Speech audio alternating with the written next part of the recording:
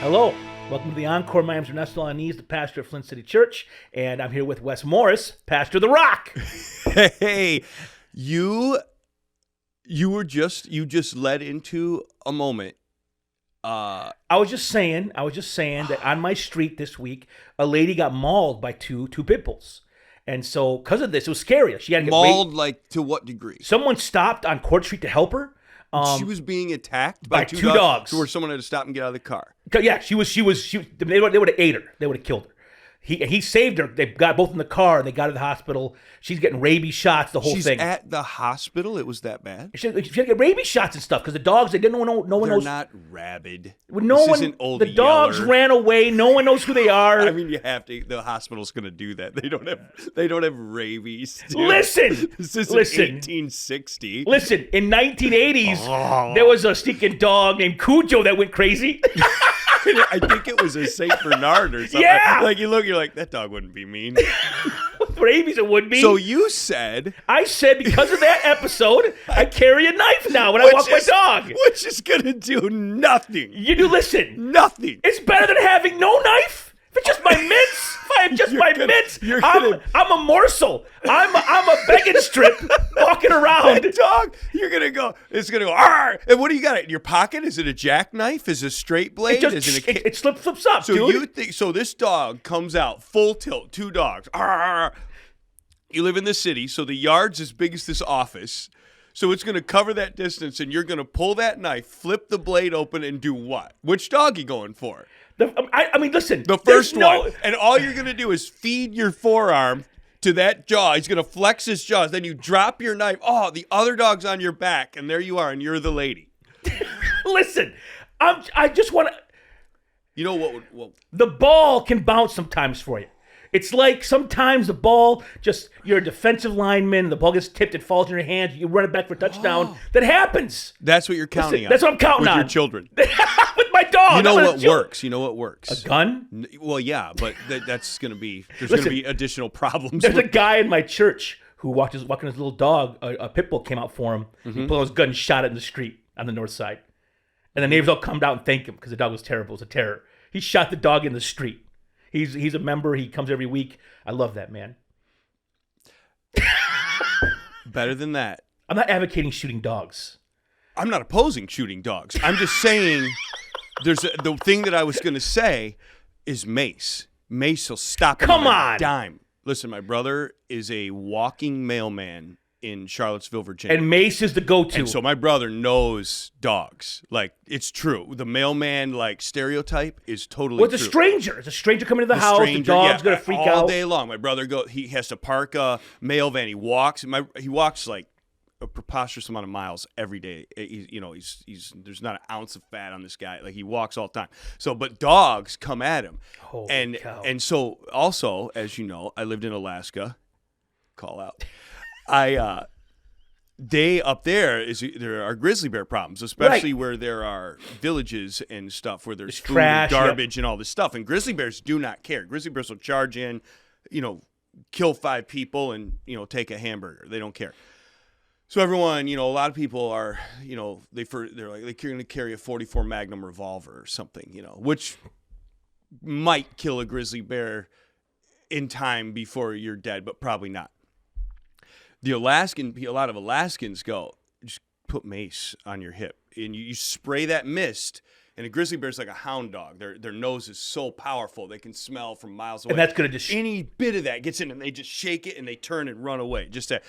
So you're saying mace is better than a knife? I'm saying mace, cloud of mace. Plus, no police are coming, no gun went off, you're not all bloody, there's not knife wounds in a dog. You don't have a lot of legal problems. You're gonna pull it quicker because there's not a lot of consequence. You just then you're like, okay, you sold me. You sold me. So people that ride bikes, my sister runs mace. The sad thing is, only mace I have in my house is my wife's little pink mace thing. I don't want to carry a pink mace thing on my belt. Amazon. Okay. Masculine-looking mace can. Walk around. It's like gonna be Vince a flexed McMahon. arm. It's gonna go down the road like Vince McMahon, dude, with your mace. All right, let's go. So today we're talking about how to prepare for a recession. I have notes. Okay. Mm-hmm. How to prepare for a recession. Now, a couple things. Is this a prophecy? Listen, people are going to be like, oh no. I'm not saying recession's coming.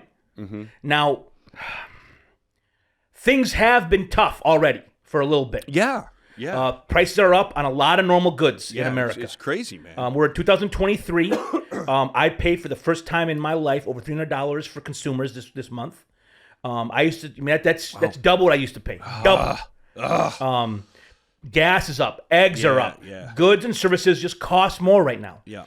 And people worry, is there a recession? And people worry, they watch, they wonder. So I'm not saying there is recession. We're talking about what would happen if there was one. How do you prepare for a hard time in life? And the truth is, there always eventually will be. Right. I mean, we'd be foolish to say whether we know. I mean, it could be in 5 years, but the good times can't always roll. No, I know it. First thing I'll say is recession is not just an American reality. It's not just a capitalist reality. It happens in any economic system. Kingdoms. Yes, like in the Bible, there's the story of Ruth, Elimelech, and Naomi. They leave Israel because there's a famine, which is a recession. Yeah, sure. And they go to Moab for work. They leave their homeland. They leave their family because where they live is going through economic recession. So they go to a foreign place to try to make it. This is not foreign to the Bible.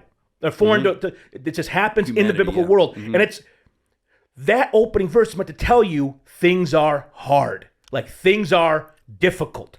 Recession is hard. So if you're coming into a hard season, let's say even I got friends in the tech industry that just got laid off. I mean, there's a lot of things happening across America. Yeah. So as a believer in Christ, how do you prepare for recession? I think there's really one place in the Bible you go for the most amount of wisdom about this thing. I mean, there's my go-to. I wonder if we have the same one. I think so, man. It's Joseph. It's Joseph, yeah. I think so. I think so too. So give us the rundown on Joseph. Same thing. So Joseph was sent down to Egypt under horrible circumstances. Later, we would find out it's the providential hand of God to sustain the nation. But so that's a whole different message for hardship in people's lives, that God turns it for good. But so he ends up in Egypt. He ends up second in command, which is basically ruling Egypt. The Pharaoh is like, man, you're doing great, and I don't really want to do anything anymore. Run the show. So Joseph rides through town, which is amazing. He gets the signet ring, he gets the robe, he comes through on the chariot. People bow to Joseph like, wow, he's coming. And he is a foreign Hebrew in the land of Egypt, which is absolutely amazing. So good time. So the Pharaoh has this dream initially that he sees 7 fat cows and 7... And they're eating thin cows who eat the fat cows. The little cows eat the and they're all emaciated and ugly, and after they eat, they're not nourished. They eat the fat cows and remain malnourished, awful. Yeah, ribs showing, and so the Pharaoh wakes up in a cold sweat. What's going on here? And calls in Joseph. Right, it's the Pharaoh. Pharaoh calls in Joseph. Yes, on the spot. Yes, here. I'm trying. You read the Bible. I'm trying to impress you. You were pronouncing an innumerable amount of names last week. You're like, and then there's this person and Mephibosheth. I can't pronounce that. Hey, listen, I was in a spelling bee last night and lost in the word seizure, so I'm not that smart. To a child. To a fifth grader. That's great. Yes, so the Pharaoh, Joseph is known because there are previous accounts of him by the divine power of God able to interpret dreams actually and prophetically. So the Pharaoh calls, what is it? And he's like, you're going to have 7 years of blessing and prosperity, followed by 7 years. The fat cows, 7 years of famine. The skinny cows are going to devour all that prosperity. And he was like, well, what should I do? And Joseph builds these grain bins. He said, this is what you should do. You should store 1/5, I think he says. You store away 1/5 in the grain bins, and when the famine comes, you'll have enough to feed the nation, and then you'll have an overflow to sell because no one else is going to prepare. So you'll sell to the surrounding countries, and that will in the years of famine, Egypt will be enriched even more. And that exact thing happens, and all the nations come to Egypt starving to death. They did not prepare. They had no reserves, and so they come and they buy reserves to sustain themselves from Egypt, and Egypt is not only fed, but they're enriched during the hardest time because of the wisdom of Joseph. So this gives us the idea of, you don't have to put a percentage on it, but if you want, that's 20% Joseph was putting away straight up for 7 years, And so in this moment you see, now there's more than just a financial reality, but financial is the one people worry about the most. People worry about, because in the good times, when the good times do roll, you just want to have fun. Yeah. Let's build something new. Let's buy something new. Yeah. Let's go somewhere awesome. And right now, the last year, we as a country, we have been this way. Yeah. Like a credit card consumer debt, it's at a level, It's epidemic. it's historic. It's epidemic Dude, in America. Even with wages stagnant, even with people losing jobs, like Disney World is packed every day. And I say that because I'm a Disney guy, so I follow kind of the parks. We can fight about that a different but day. But the point being, they're full. That's crazy to me. And because it's more expensive to go than it ever has been. That's People are unreal. They're leveraging those trips on credit to go down and have these magical experiences. Ernesto. And so people are like, well, I'll just pay. I'll enjoy now, and I'll pay later. But the Proverbs tell us that the debtor is slave to the lender. Yeah. He will rule over you. So this is a thing I want to mention here. I love that part. But we're not saying it's necessarily sin, right? A lot of people. I hear people say that like debt is evil. No, it's voluntary slavery. It is, and that might be terrible. I mean, the Bible's true when it says the debtor is slave to the lender. I mean, that's definitely true. Listen. If I remember being young and you borrow money from a buddy, and whenever you see that buddy, you feel the need to like explain yourself. Like, oh man, I'll have that. Here's $10. I'll have the other 30 for you next week. He owns you. There's this debt, and now instead of being equals, there's a change. I hate it. In like and not only that, I've seen families like a father lends a son money, or a mom lends a daughter money, and all of a sudden these parents are now whenever this family does anything, they go on vacation. All of a sudden, mom and dad are chirping. Well, how can you afford to buy this car? How can you afford a vacation? And these couple over here are like, well, I don't let them in my business. You let them in. By taking their money, you give them. Guess you got enough money for Disney World, huh? Owe me $5,000. You're gonna take your family for 10? Like you are letting them in your financial dealings. It happens all the time. And it's like you might be mad, but you open the store. You let this dude. You let a stray cat in your house, and it's peeing all over your rug. That's your fault, dude. That's your. I mean, the motive could be sinful. Your idolatry could be sinful, but fundamentally, that is not sinful. But it is slavery, and it's very dangerous. And I usually hate it. Like, I don't like it because it's slavery, but it's not necessarily sin. But yes, that's what it says. So it says here, when preparing for hard times, in the good times, a lot of businessmen will leverage what they have to increase business, take opportunities. Yeah. But man, if you feel the world turning, that's not the time to overextend yourself. Right. It's not the time to get a new car. It's not the time to buy a new house. Sometimes, especially if you got to borrow big time. Warren Buffett once said, I don't know why we're quoting Warren Buffett. Well, he's very rich. He once said, everyone looks the same until the tide goes out, and then you see who's naked. Okay. Because people are overextended. People are like, go ahead, Warren Buffett. They are literally, everyone's swimming, you all see his head, but some people under the water got no swimsuit on because they've overextended themselves so much on debt that when, I know people that, like construction guys who are getting, they're leasing trucks, they're leasing all these equipment, and if the jobs start, they're dead tomorrow. Yeah. That's overextension. And no one knows until... It looks, on the outside, it looks like they're killing it. Yeah. But you're leveraged against every dollar you own. Yeah. For recession, you see that Joseph sees it coming, tells the Pharaoh, we got to sink and draw it back in. And in America, our inclination is almost to say, it's going to be hard, I might as well splurge right now. Mm-hmm. That's not the wisest move. And I'm not talking about wisdom, not sin. Yeah. Wisdom, not sin. Yeah. It is wise, if you see bad times coming, it is wise to kind of rein it in a little bit. It's wise to put some away. It is wise to spend less, not more. Mm-hmm. Joseph does this, and when the world shakes, Joseph is fine. Mm-hmm. And so, financially speaking, that's probably one of the best advice you give to my people at church. I try to tell them and counsel them. I had friends of mine during COVID, because COVID was a weird time. Yeah, it was super weird. We're getting extra money in the mail once in a while. A lot of money. I was crazy. It was strange. And after that, we got the money for our kids. It just kept, every week in the mail. There's more money? Come in the mail. Just kids, here's some money. Here's some money. And I have people that some people I know paid off debt. Mm-hmm. And they freed that's probably a wise move. The people I know though, like Walmart had stimulus specials Every stimulus check that came out, they'd have a TV that exactly the amount of the stimulus. So smart and predatory. It's so brutal. And people, those TVs sold out. I'm sure they did. Especially a place like Flint, where we operate out of a poverty mindset. We're like, I got some money. I better spend it before it goes away. I better buy something cool. It's so hard to change. It's so hard to change. But Man. if things are going to get hard, we see in Joseph this act of preparing for the hard time. And I want to say this. We're not preparing for the hard time just to protect ourselves. Egypt becomes like a light to the whole world. Yeah, like, they do. Yeah. Egypt's able to bless everybody. Their wisdom enables them to minister to lots of other people that would die without if God didn't protect Egypt, that whole region, there'd have been millions dead because of starvation. We see in the New Testament guys like Barnabas, who has this land, he sells it to take care of the poor among his community. If we choose to be wise, to set money aside, to tighten the belt, if you will, and let's say hard times do come and we're not destroyed.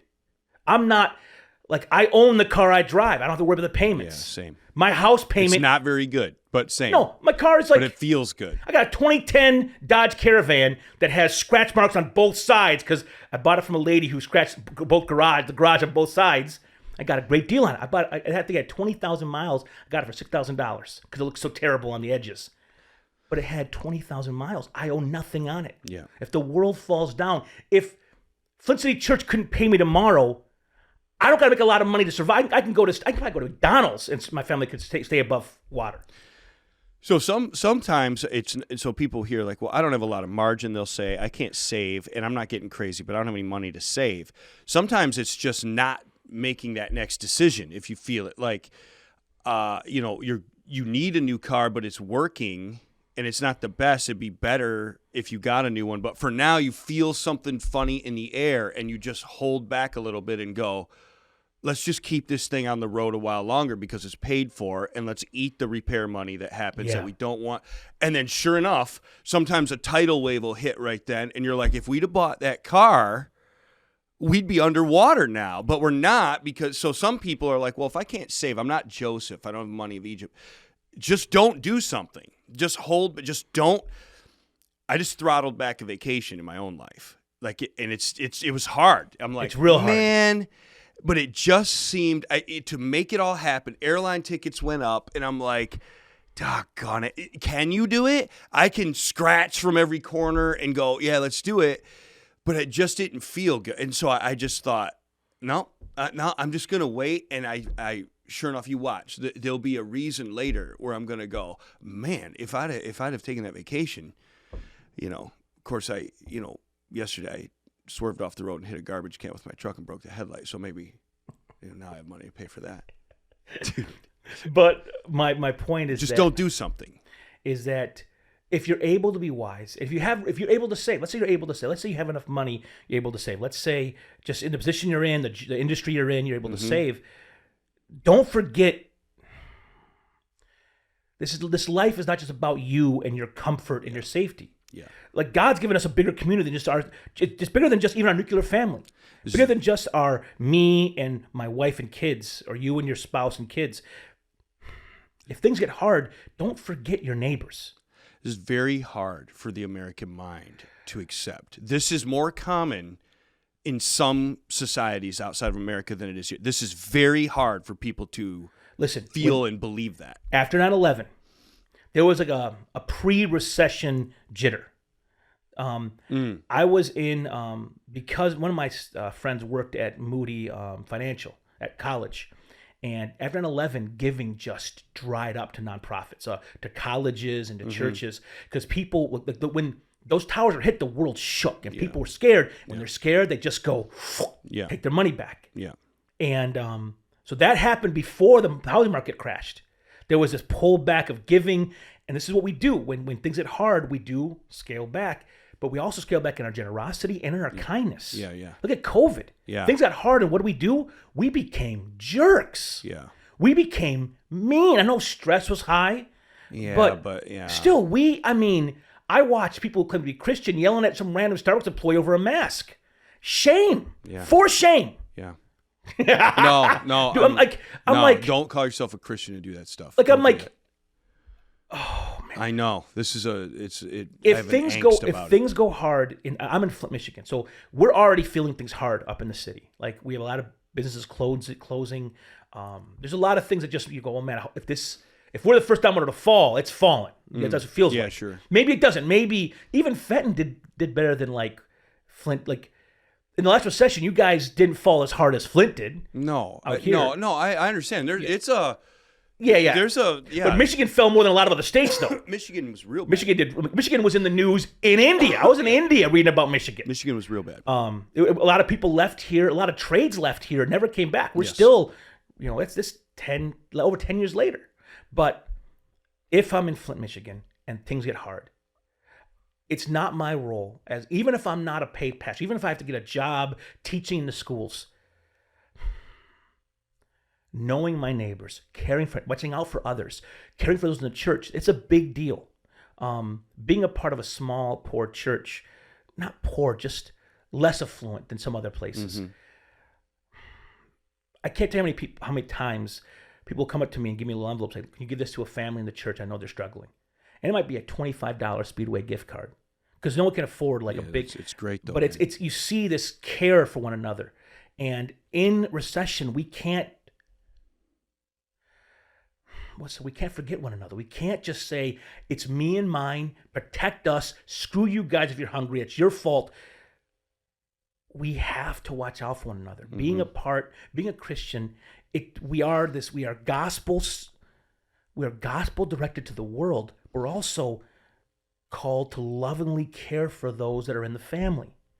And I think recession or hard times in general, the easy thing to do is just to become inward focused. And we can't do that. I think of Barnabas. I think of what Philippian church gave the gift to the Jerusalem church when they went through that hard time. Like they sent that gift to Paul. The church said, we took a collection. And we sent this collection to you guys because you were going through a hard time. Mm-hmm. Like I think the temple fell in AD 70, so they sent this gift. Like there is precedent for generosity in the scriptures. And it's not just people always say, if I had more, I'd give more. And I'm not making a plug for like tithes and offerings. I'm making a plug for generosity across the board. I don't believe that. If you don't give now, that's what I'm saying. You don't give when you have more. People say that all the time. If I was a millionaire, I would give. No, you wouldn't. If you were a millionaire, you'd have a big old house and 4 new cars. No. If you're not generous now, you're not generous later. It's not and people find that hard to believe. They're like, well, I don't have anything now. Well, you always have something. It's again, like you said, it's not about money. You're not generous, period. Like you're not generous with time. You're not generous with words and encouragement or your home or your living room, your refrigerator. If you're not generous now, you can be a multimillionaire and you're going to make it about you. I think the Bible, he says, what's he say? If he can trust you with a little, he gives you more. And, it's like, if you sow generously, generously and sparingly, you'll reap generously. If you reap just so sparingly, you'll reap sparingly. Yeah. And I think you demonstrate that who you really are is shown in a time of poverty. Like if you're generous when you're down, then you're legitimately a generous person. Whatever that means. If you don't have money, you have something else. But people, they say that all the time. It drives me crazy. Well, if I had more. So they do it with time, right? Well, when I'm retired, Pastor, I'm going to serve you'll sit more. On the beach. If you don't serve now, you won't serve. Yeah, you're going to go down and turn into a fossil, drive a golf cart around and sip orange juice. And that's fine if you're doing ministry among, a retirement community, but they don't. I remember. It's a famous now because this is back when Passion was a thing, when the college ministry. Remember the Passion down in Atlanta? Louis Giglio, colleges are going to Atlanta doing that big Passion conference. Yeah. Still there, but it's not what it used. Are you about to talk about John Piper? Yes, John Piper. Let's go. Gave a sermon. Okay, and the sermon. My brother was there. No way. I heard about it when I got home. I just listened to this 3 days ago. Okay. I said, listen to this. He tells a story of a couple who retire. They go to Florida. What's he say? Reader's Digest. Yeah. They walk on the beach every morning when the sun's they come home, have a lunch. They go out to eat every night and watch Jeopardy in the evening, go to bed. He paints this picture of the American dream. Then he says, at the end of all, dude, for 7 minutes, he builds the picture. It's so crazy. At the end, he says, they're wasting their life. Here, Lord, my shell collection, he said. Dude! My shell. He goes, that is a tragedy. That was stone cold silent in that stadium. I was like, is the American dream. Wow. And I love it. He goes, don't buy it. Don't buy it. He was on fire that day. And he's right. Oh, it was so good. Listen, I may someday not carry the burden of senior leadership at a church. There will never be a day in my life where I own my life. There'll never be a day in my life where it's mine. That's not true. Yeah, we belong to the Lord. Listen, even now I go on vacation, if the Lord opens a door, I'm going to walk through it. Oh, man, yeah. I mean, there's times in life where you're like, I don't want to minister to this person. I don't want to be nice. I don't want to be loving. I don't want to tell them the truth about Jesus. But I do. Yeah. I just, I just want to be a piece of crap for a second. But the Lord's like, this person's dying. Yeah. And you're like, hey, man, you okay? And it just and it just goes from there. No, So think about time and giving time. Yeah. Giving relationship. I mean, we have people in our church that can't afford to give anything. They live on disability, and they'll come and just vacuum the church. Can I come and do something? Because they want to give, and it's true. Generosity it doesn't start when we have the money. Because most people, whatever they make, their lifestyle increases to meet it. Mm-hmm. Someone gets a raise, well, I'm going to add a payment for a boat or a jet ski. Membership somewhere. That's what we do. We just keep it adding. We never stop and actually put money aside for savings. Mm-hmm. Point is this. Yeah, we said a lot. Okay, we said a lot.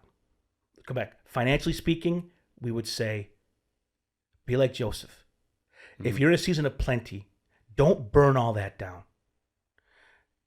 Don't spend every dollar you make having the funnest time of your life.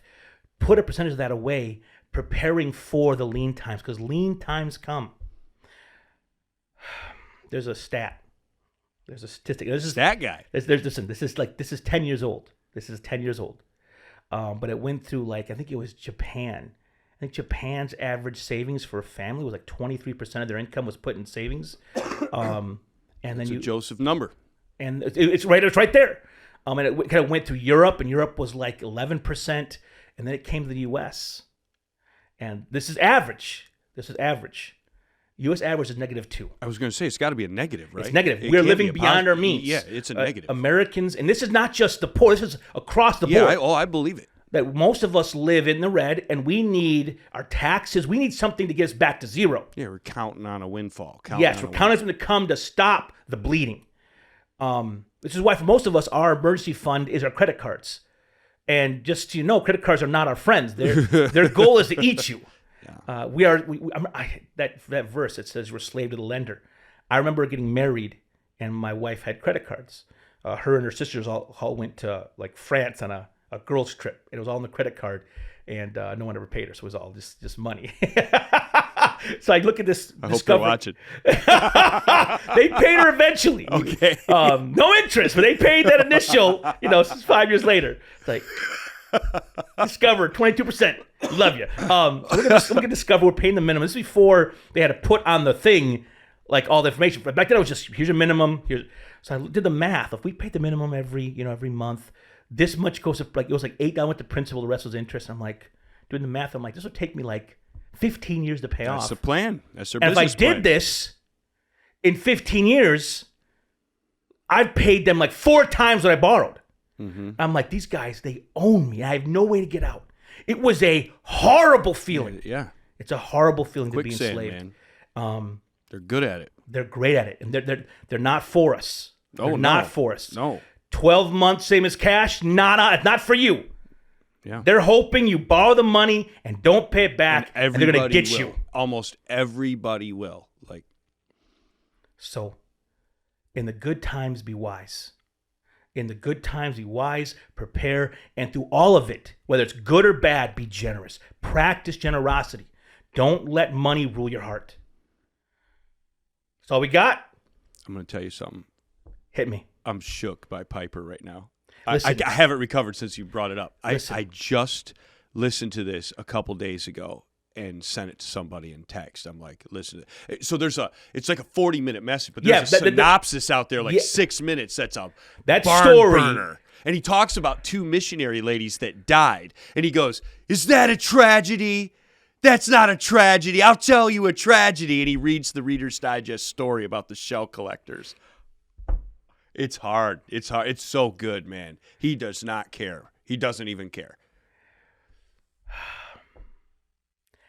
It's an incredible sermon. That sermon, you know what's crazy? Before that sermon I ever heard that was my dream. My dream was to work hard, pay my dues, and someday, and you know what? I forget old people. You know what's crazy? I hear middle-aged men and women saying this. It's my time. It's about me now. I raised these kids. I sacrificed so much. It's me time now. Forget that crap. It's me time now. That's the devil talking in your ear. We're going. Listen, I'm saying that talk is abandoning your family, going stupid, forsaking your marriages. That line is always followed by, I'm going to be a complete idiot now.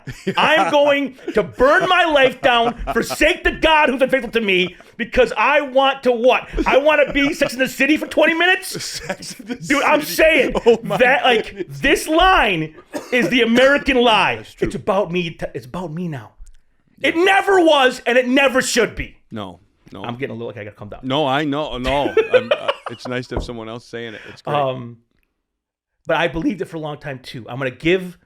And we like that everything. Giving. Oh, I'll keep 9. But that's my 90. This is the Lord's 10. No, it's all the Lord's. The Bible literally says you are not your own to the Christian. You are not your own. You were bought with a price. You are owned. You are owned by God. Slaves to Christ. People don't want this. They want a life improvement. They want to give God the minimum, and the rest is theirs. Yes. Lord, you have 1 day of mine a week. The rest is mine. Yeah. You can have, like, that whole thing, like, you know, God's first, wife's or spouse's second, or family second, job. We literally think of it as a pie. I'll give God, you know, the big. He'll get the biggest slice. It's all his. Yeah. Yes. And he's Lord of every single piece. Yeah, he's good. Lord of my family, Lord over my job. He's Lord over my hobbies. He's Lord over my mind and my quiet, like my time that's alone. Time, yeah. I know. That's good. So how do you prepare for recession? You prepare right now by being wise and being close to Jesus. That's it. Praise the Lord. Praise the Lord. Everybody, that's all we got. So that's Encore for this week.